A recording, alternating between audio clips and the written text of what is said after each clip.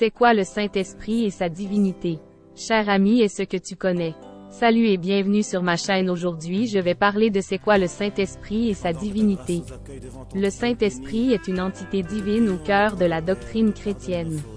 Il est considéré par les chrétiens comme la troisième personne de la Trinité, aux côtés de Dieu le Père et de Jésus-Christ le Fils.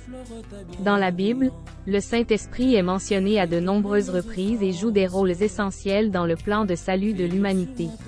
Le but de ce culte est d'explorer et de comprendre la nature et la fonction du Saint-Esprit. Pour ce faire, nous allons nous appuyer sur des versets bibliques et approfondir différents sujets relatifs à cette divinité. 1. La personnalité du Saint-Esprit.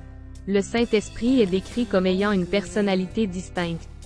Il pense, communique et agit de manière autonome. Romains 8 verset 27, 1 Corinthiens 2 verset 10 à 11.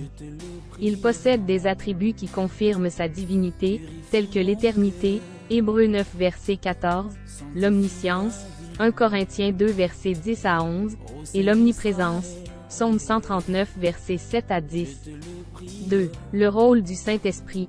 Dans l'Ancien Testament, le Saint-Esprit participait à l'œuvre de création, Genèse 1 verset 2, et inspirait les prophètes, 2 Pierre 1 verset 21.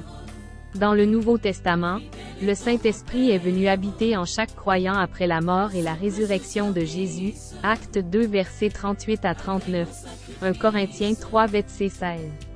Il guide, enseigne, réconforte et donne des dons spirituels à ceux qui croient en Christ. Jean 14 verset 26, 1 Corinthiens 12 verset 4 à 11.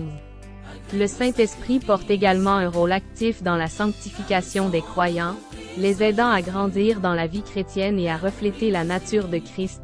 Galates 5 verset 22 à 23, Romains 8 verset 13 à 14. 3. L'interaction entre le Saint-Esprit et les croyants. Le Saint-Esprit convainc les pécheurs de leurs besoins de salut et les guide vers Jésus-Christ. Jean 16 versets 8 à 11. Il donne des dons spirituels variés à chaque croyant dans le but de servir et d'édifier l'Église. 1 Corinthiens 12 versets 7 à 11. Ces dons comprennent la prophétie, la guérison, l'enseignement, l'exhortation, les langues et bien d'autres encore. Le Saint-Esprit est le garant de notre salut et nous scelle jusqu'au jour de la rédemption finale. Éphésiens 1 verset 13 à 14. En explorant ces sujets, nous pourrons mieux comprendre et célébrer la divinité du Saint-Esprit dans nos vies.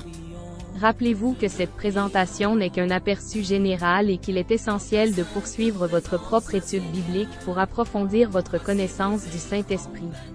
Merci de m'avoir écouté et je vous prie de lire les versets cités dans cette culte pour bien comprendre le message et rendez-vous à vous-même un service. Lisez et méditez la Bible pour bien nourrir notre esprit et vivre selon les lois et commandements de Dieu. Merci, que Dieu nous bénisse.